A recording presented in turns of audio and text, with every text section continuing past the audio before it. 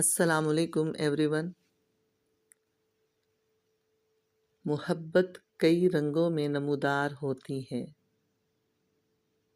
اس کا ہر رنگ جاذب نظر اور دل فریب ہوتا ہے۔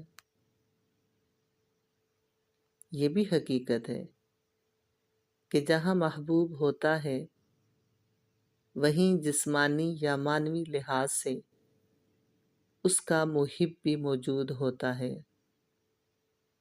محب کبھی محبوب سے جدا نہیں ہوتا۔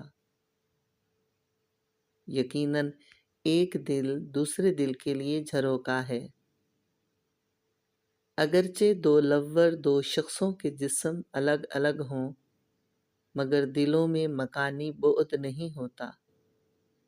ایک کمرے میں دو بلب روشن ہوں اگرچہ دو بلب ملے ہوئے نہیں لیکن روشنیاں پھیلاؤ میں ایک دوسرے سے ملی ہوتی ہیں۔ روشنی میں تقسیم نہیں، روشنی کو روشنی سے الگ نہیں کیا جا سکتا۔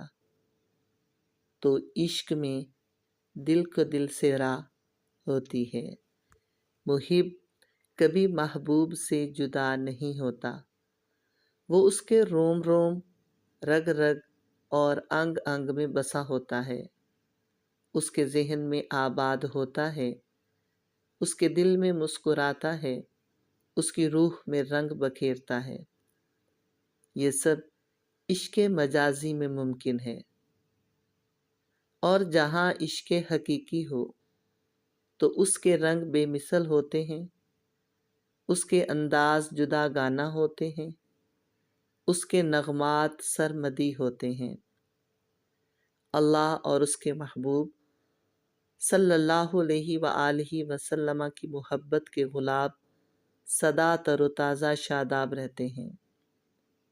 جس کے سینے میں محبت کے گلاب لہلہا رہے ہوں وہ شخص اللہ پاک کی حفاظت و پناہ میں ہوتا ہے۔ جوں جوں محبت کے پھولوں کی مہکار پھیلتی ہے اس کا سینہ مہک جاتا ہے، اس کی روح سرشار ہو جاتی ہے، اس کے درجات بھی بلند ہوتے جاتے ہیں، کیونکہ ان پاک روحوں نے محسن کائنات کی محبت و پیار کے جام پیے اور محبت و عشق کے گہرے پانیوں میں اتر گئے۔ یہ نفوس قدسیاں اپنے محبوب صلی اللہ علیہ وآلہ وسلم کے اشارہ آبرو پر جانے نثار کرنے کے لیے ہمتاً منتظر بے قرار رہتے ہیں۔ محب جب فنا فی المحبوب ہو جاتا ہے تو اسے کسی چیز پر اختیار نہیں رہتا، اس کا اپنی جان پر بھی حق ساقط ہو جاتا ہے۔ اللہ پاک نے سورۃ احزاب میں اسی ضمن میں کمال ارشاد فرمایا، النبی اولیٰ بالمؤمنین من انفسہم۔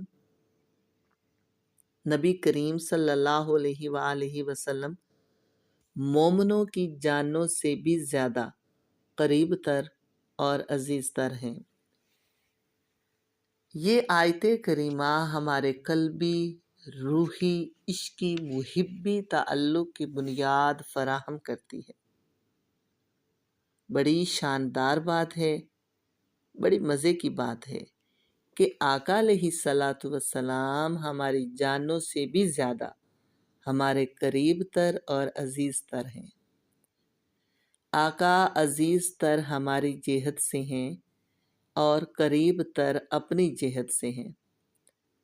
آیت کریمہ میں ہمیں تلقین و حکم یہ ہے کہ ہم نبی کریم صلی اللہ علیہ وآلہ وسلم کو اپنی جانوں سے بھی زیادہ عزیز تر رکھیں۔ یہ ہماری جہت ہے، پھر عزیز تر رکھنے میں بڑی وسعت ہے۔ اور آقا کی شان یہ ہے کہ وہ اپنے امتی کے ان کی جانوں سے زیادہ قریب رہتے ہیں۔ یہ آقا کی جہت ہے۔ بات سمجھ میں آئی؟ پھر سنیں، بار بار سنیں۔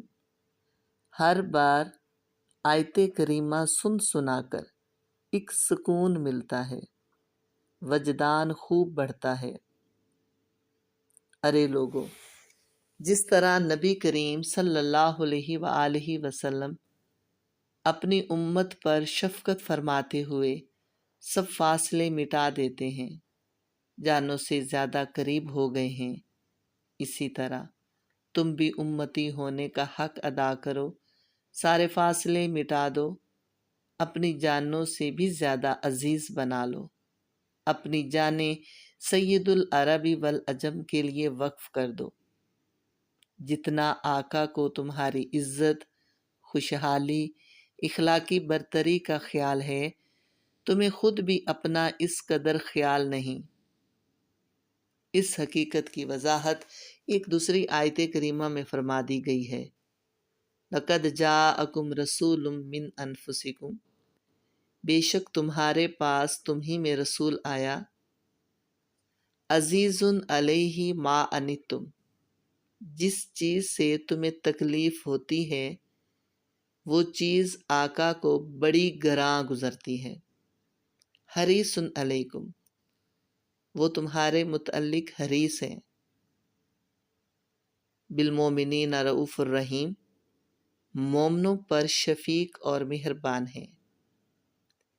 یعنی جس چیز سے تمہیں تکلیف ہوتی ہے، جو چیز تمہیں دکھ دیتی ہے، وہ چیز میرے محبوب کو بڑی گراں، بڑی بھاری، بڑی شاق گزرتی ہے۔